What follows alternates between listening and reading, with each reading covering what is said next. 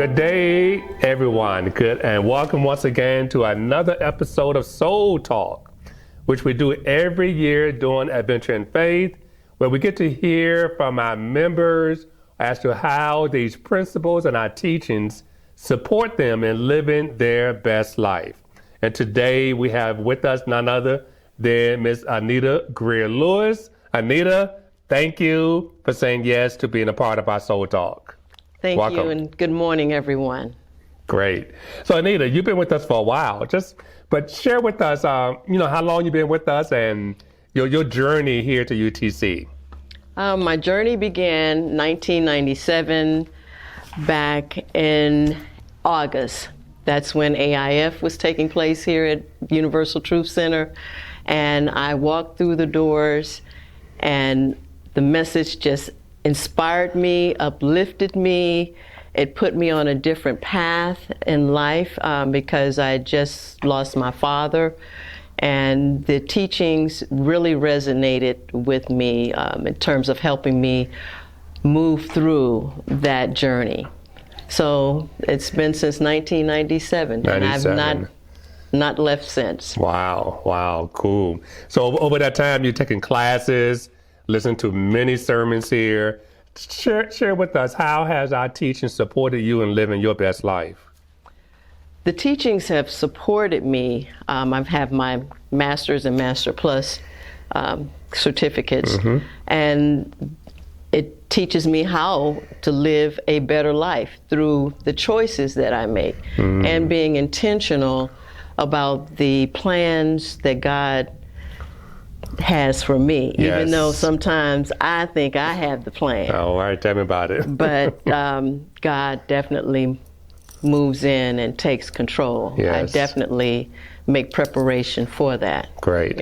Appreciate that. So today is vocational unfoldment. And so today I want to tie in vocational unfoldment with your hobbies or your avocations that you are part of in your life at this time in your season in your life. I know you do, you love to decorate, if you will, create a certain ambiance, and not only here at UTC, you do a wonderful job, but at other places, other venues, and you are heavily involved in the voting efforts in Dade County. Yes. So tie that in too, because a lot of people don't know that you could express your vocation through your hobbies or your avocations, and that's what you do so wonderfully. So tell us, why do you do this?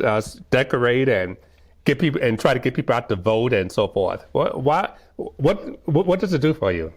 Well, it uplifts me. It gives me purpose. It is my purpose. Creating an ambiance or atmosphere has always come easy to me, even from a child. My cousin decorated our former church, Baptist Church at historic Mount Zion Baptist Church, and I pretty much was her understudy, helped her, and from that it just grew into what it is today. It amazes me at times that you and I you have a topic or a theme, and when I give you my ideas, concept, yes. How it all ties together. Yes. Which is a beautiful thing. Yes. So, but that's that's just what God has brought through me. It's all about using my imagination. Yes, it is. And using that. At times, I may have, again, an idea or a concept, as Trump says, but God comes in and God will make that adjustment, and I just allow that to happen. And you just run with it. Just run with it, yes. Yes. Another thing you do in the community, especially in Dade County, is to help people to get out to vote and so forth. So tell us more about that, and what does that do for you? And registering individuals to vote, helping people understand the issues, the amendments, how to engage people to just know that their voice matters. No matter what you may think, you have a voice. Everyone has a voice, and everyone should participate on every level, the primary level as well as the general election, which is coming up. Right now, you should be registering to vote. If you've not voted, you need to check on your voter registration status. That's very important because every 2 years, if you vote by mail, you need to make sure you re-register here in the state of Florida. Also, with the scheduling of voting, the early voting sessions. Make sure if you're voting early, vote at the early voting sites, but on the day of the election, which is November 5th, you must vote at your precinct. Also, know that when you're voting, you sign in, they verify your information. No one should mark on your ballot. If anybody marks on your ballot, even if they put a D or R for Republican or Democrat on your ballot, ask for a new ballot. Make sure when you do vote by mail ballots that you include your ballot in that cream or golden envelope. And please make sure you sign the outside of the envelope as well as date it. Yes. Because right now, if they're questioning if you don't date it, then it's not valid. Right. So we don't want to give them any excuse to not cast your ballot. So please get out and vote. And please take 2 or 3 or 4 people with you when you vote. So that's what we're asking you to do. Yes.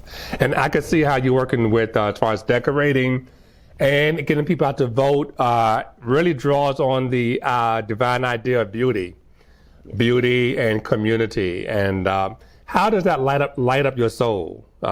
Bringing out the beauty in a place and building community. Well, that aspect, it warms my heart, knowing that it helps people to feel or appreciate what's taking place. Okay. Yes. It's always important to uplift people, and I feel decorating uplifts people. Yes. Talking to people about voting, it uplifts people. It uplifts me. Yes.